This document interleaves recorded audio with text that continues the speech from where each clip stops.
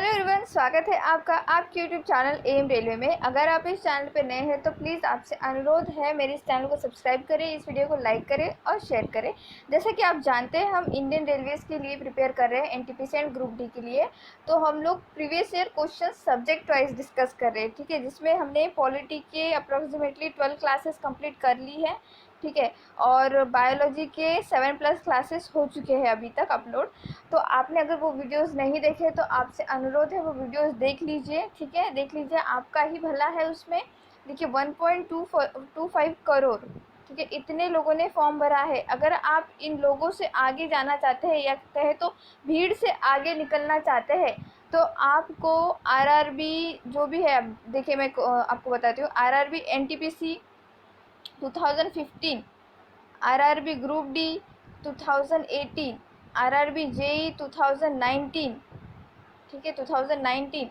तो जेई का pre mains, NTPC का प्री मेंस और ग्रुप डी का प्री प्लस एएलपी 2018 का प्री और मेंस में जितने भी जीके के क्वेश्चंस आए हैं वो आपको करना ही है, कंपलसरी आपको वो देखना ही है अगर आप चाहते हो एनटीपीसी में अपनी सीट, ठीक है, सिक्योर सीट। तो वो आपके सारे हिस्से की वो सारी मेहनत हम लोग कर रहे हैं। आपको सिर्फ करना ये है, हमारे चैनल को सब्सक्राइब करना है और फिर सब्सक्राइब करने के बाद जो है रेगुलरली जो है हमारे क्लासेस देखते रहना है आपको, ठीक है, सब्सक्राइब करना ज़रूरी है। और एक बात मैं बता दूं, आज हम नया सब्जेक्ट स्टार्ट कर रहे हैं, ज्योग्राफी। इसका मतलब ये नहीं जो प्रीवियस वीडियोस हो चुके हैं वो नहीं होंगे, वो तो लाइनअप है, वो साथ ही साथ फिर ज्योग्राफी भी हम शुरू करेंगे, geography of India and world. इसमें ही मैं क्या करूँगी ना, जो games and sports, art and culture of India and place and monument जो है ये, और स्पेस रिलेटेड जो भी क्वेश्चंस है, स्पेस एंड न्यूक्लियर प्रोग्रामिंग, तो इसके सारे जो क्वेश्चंस हैं हम लोग इसी में ऐड करेंगे। बिकॉज क्या होता है ना कि एक सेट में 2 या 3 से ज़्यादा क्वेश्चन नहीं आते ज्योग्राफी के, मैक्सिमम 3 या 5 से, ठीक है, इतने आ सकते हैं, 3 या फिर 4 समझो मैक्सिमम, इससे ज़्यादा नहीं आएंगे। तो फिर मैंने सोचा कि गेम्स एंड स्पोर्ट्स भी इसी में आता है, प्लेस एंड मोनूमेंट्स भी इसमें आता है, तो क्यों ना ऐड किया जाए। और एक बात, मैंने वीडियोस इस तरह से सोच के बनाए थे कि जब सितंबर एंड में या फिर अक्टूबर एंड में जब एग्ज़ाम की डेट डिक्लेयर हो जाएगी तब बच्चे पैनिक ना हो और वो वीडियोस देख के रिवाइज़ कर ले। इससे 5-5 मिनट के वीडियोस बनाए थे मैंने। तो इस तरह से होगा क्या कि आप 5 मिनट का वीडियो देखोगे तो आपने 10 वीडियो देख लिए तो 100 क्वेश्चन आपके हो जाएंगे एक एक सब्जेक्ट से रिलेटेड, 50 मिनट में हो जाएंगे, ठीक है, 50 मिनट में हो गए। तो फिर मेरे एक जो व्यूवर है उनका नाम सौरभ कुमार चौधरी है, उन्होंने कहा कि मैम नहीं, आपको वीडियो लेंथ बढ़ानी होगी। और मैंने उनका सजेशन अच्छे से सोचा और कहा कि हाँ सही है, क्योंकि अब जब एग्ज़ाम पास आएगी तो आप प्लेबैक जो स्पीड है वो 1.5 पे भी करके सुन सकते हो, ठीक है। तो इसलिए फिर मैं अभी सोच रही हूँ कि ऑप्शंस भी अच्छे से मैं डिस्कस करते चलूँ, ठीक है। तो फिर ज्योग्राफी का क्लास 1 है, ये अच्छे से हम डिस्कस करेंगे। थैंक यू इतना देर तक सुनने के लिए मेरा प्लान। अभी चलिए फिर क्वेश्चन से स्टार्ट करते हैं। Okay, which of the following rivers does not originate from the Aravalli ranges, ठीक है, इनमें से कौन सी नदी अरावली पर्वत श्रेणी से नहीं निकलती है। तो ऑप्शंस देखते हैं, साबरमती, लूनी, साखी, माही। तो जो माही रिवर है वो विंध्याचल पर्वत श्रेणी से निकलती है, ठीक है। मैं आपको डायग्राम ग्राफ दिखाती हूँ, मैप दिखाती हूँ, मैप विदाउट मैप ज्योग्राफी नहीं होती। आपके पास अगर मैप नहीं है तो प्लीज़ आप खरीद लीजिए, ऑक्सफोर्ड का एटलस का जो मैप है वो अप्रोक्सीमेटली 250 रुपीज़ में आ जाता है। अगर नहीं है तो फिर अगर आ नहीं सकता, ऑर्डर नहीं हो सकता है, तो फिर एक काम कीजिए, जो आपके पास स्मार्टफोन है तो आप गूगल कर सकते हैं, ठीक है। तो देखिए ये जो है अरावली रेंजेस है, ठीक है, ये दिल्ली से स्टार्ट होता है और फिर यहाँ गुजरात में ख़त्म हो जाता है, ठीक है, गुजरात में ख़त्म हो जाता है।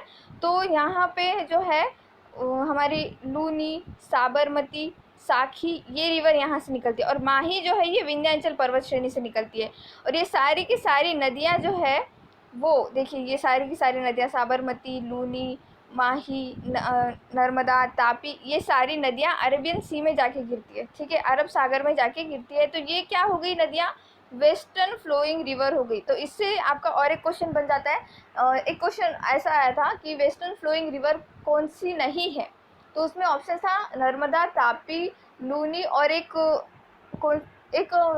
ऑप्शन आई थिंक माही था, आई थिंक नहीं, सॉरी माही नहीं था, महानदी था, महानदी। तो जो है वेस्टर्न फ्लोइंग रिवर ये सारे हैं, लूनी, साबरमती, माही, तापी और नर्मदा। ठीक है, नेक्स्ट क्वेश्चन देखते हैं। किस गेंद के खेल को पिंग पोंग भी कहा जाता है? ठीक है, किस गेंद के खेल को पिंग पोंग कहा जाता है? तो ये जो है टेबल टेनिस को कहा जाता है, टेबल टेनिस को कहा जाता है। और टेबल टेनिस जो है चाइना का नेशनल स्पोर्ट है, नेशनल गेम है चाइना का। और ये याद रखिए कि अगर करंट अफेयर में, ठीक है, करंट अफेयर में अगर कोई भी कंट्री भले वो निगेटिव एस्पेक्ट में, भले वो पॉजिटिव एस्पेक्ट में हो, न्यूज़ में है, इसका मतलब उस रिलेटेड क्वेश्चंस आपको जीके के आएंगे ही। उसकी हिस्ट्री पूछी जाएगी, वहाँ पे अगर कोई प्लेस है, बहुत ही फेमस प्लेस है, वो पूछा जाएगा। ठीक है, उसके गेम के बारे में पूछा जाएगा, उसका अभी फ़िलहाल प्रेसिडेंट कौन है पूछा जाएगा। इस तरह से तो चाइना के बारे में मैं आपको बता दूँ, चाइना के बारे में सब कुछ पढ़ना है। अपकमिंग गेम्स कौन सा होस्ट करने वाला है चाइना, या फिर अपकमिंग कोई भी बड़ा इवेंट अगर होने वाला है तो चाइना में होने वाला, तो कहाँ किस सिटी में होने वाला है, प्री के लिए प्लस मेंस के लिए इम्पोर्टेंट बन जाती है ये बातें। ठीक है, तो फिर हम इसमें ऑप्शंस देखते हैं। जो वॉलीबॉल है ना, ये जो है श्रीलंका का जो है नेशनल गेम है, याद रखना, श्रीलंका का नेशनल गेम है। और बास्केटबॉल जो है वो लिथुआनिया का है। ठीक है, लिथुआनिया का है। इस तरह से ऑप्शन से भी हम लोग क्वेश्चंस बना सकते हैं। ठीक है, पिंग पोंग टेबल टेनिस से रिलेटेड। नेक्स्ट क्वेश्चन देखते हैं। Okay, in which of the following years is the cricket set for a return at the Asian games? ठीक है, कौन से साल में जो है क्रिकेट एशियाई खेलों में वापसी करने की तैयारी कर रहा है? तो वो 2022 में, 2022 में जो है वापसी कर रहा है क्रिकेट एशियन गेम्स में। तो ये जो गेम होने वाले हैं वो चाइना में होने वाले, ठीक है, चाइना में होने वाले हैं। और चाइना की सिटी है एक होंगजू करके, तो वहाँ पे जो है ये गेम होने वाले हैं। ये भी याद रखिए, सिटी के बारे में भी पूछा जा सकता है, होंगजू सिटी ऑफ चाइना। ठीक है, ऐसा दे देगा कि बहुत सारे 4 ऑप्शंस दे देगा और 4 सिटी के नाम दे देगा, इस तरह से भी गूगली फेंक सकता है एग्जामिनर। तो होंगजू चाइना में एशियन गेम्स 2022 होने वाले हैं। नेक्स्ट क्वेश्चन देखते हैं। ओके, भारत में सर्वोच्च पर्वत शिखर कौन सा है? विच of the following is the highest mountain peak in India? ठीक है, highest mountain peak in India जो है कंचनजंगा है। ये जो पीक है सिक्किम में है। ठीक है, सिक्किम में है सबसे बड़ा। और इसकी जो ये है, क्या कहते हैं उसे, पीक की लेंथ जो है अप्रोक्सीमेटली हाइट 8586 मीटर है। ठीक है, माउंट एवरेस्ट की कितनी आपको पता है क्या? माउंट एवरेस्ट की जो है अप्रोक्सीमेटली 8848 मीटर है, 8848 मीटर। और कंचनजंगा की कितनी है? 8586 मीटर, है ना। और ऑप्शंस देखते हैं। ये नंदा देवी जो है ना, ये सेकंड हाईएस्ट पीक है हमारी इंडिया की, सेकंड हाईएस्ट पीक है। और नंदा देवी जो है वो गढ़वाल हिमालय में आती है, गढ़वाल हिमालय में। और ये एक्चुअली ट्विंस है। ठीक है, एक ऐसे ट्विंस है पहाड़, जो ईस्ट साइड है उसे नंदा देवी ईस्ट कहते हैं, और वहाँ की लोकल लैंग्वेज में इसे सुनंदा देवी कहते हैं। ठीक है, सुनंदा देवी कहते हैं।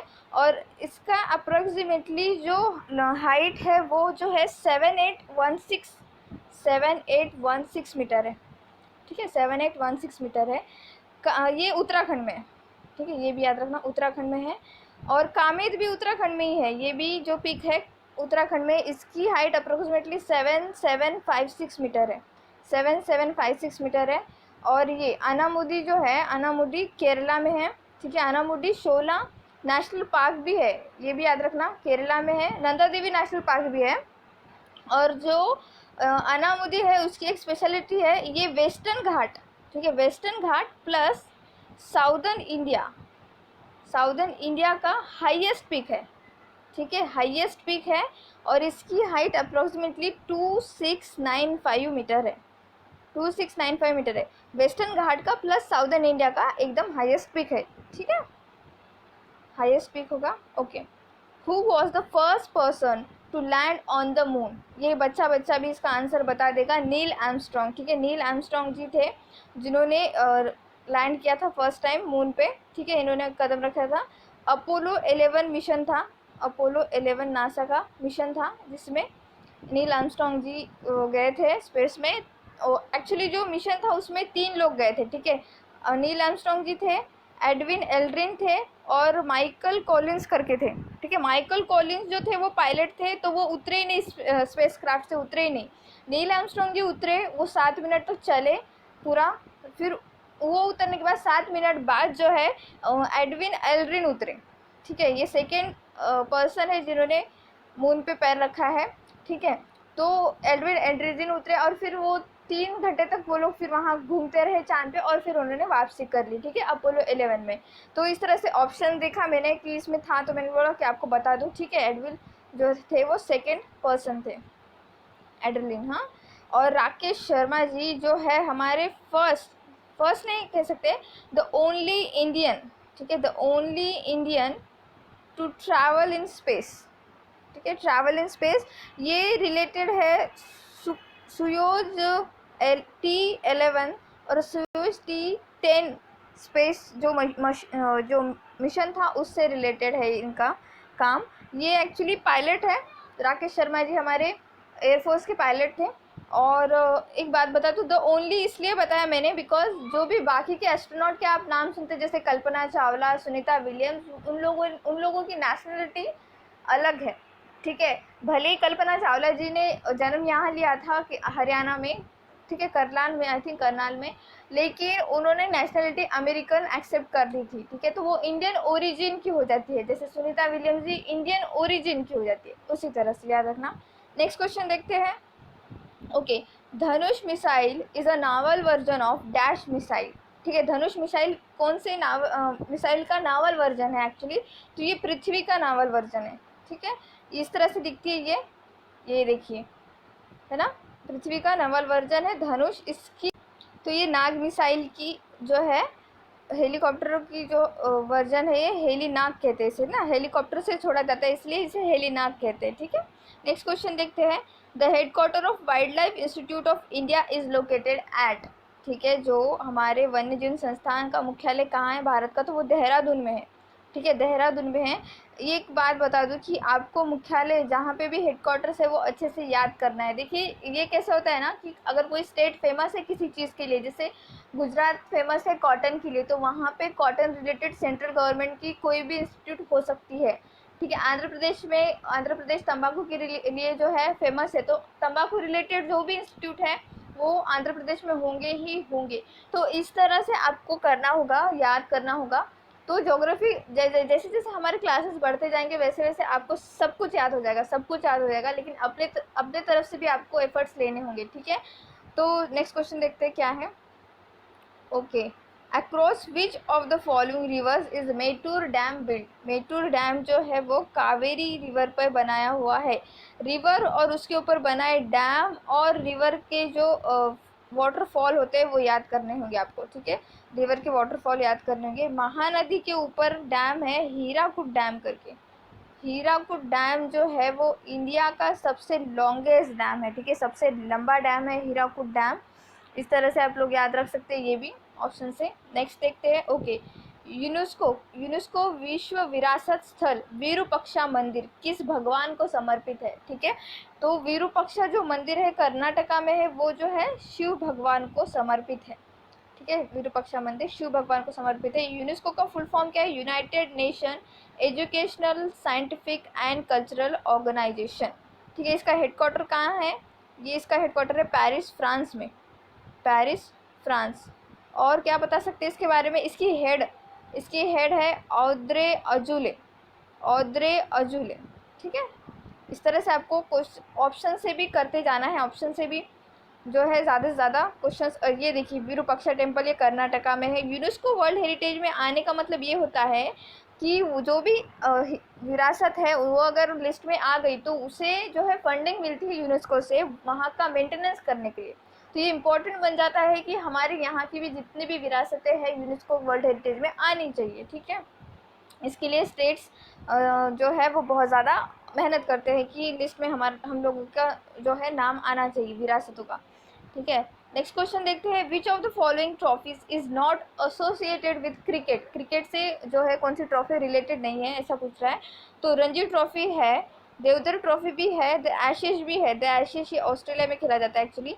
लेकिन इसका सही answer Ryder Cup. Ryder Cup जो है वो गोल्फ से रिलेटेड है, ठीक है, राइडर कप गोल्फ से रिलेटेड है। ओके नेक्स्ट देखते हैं। ओके यहाँ पे हमारे क्वेश्चंस खत्म होते हैं। Thank you so much for watching. Please subscribe to my channel, share this video, like this video and please keep revising. Thank you.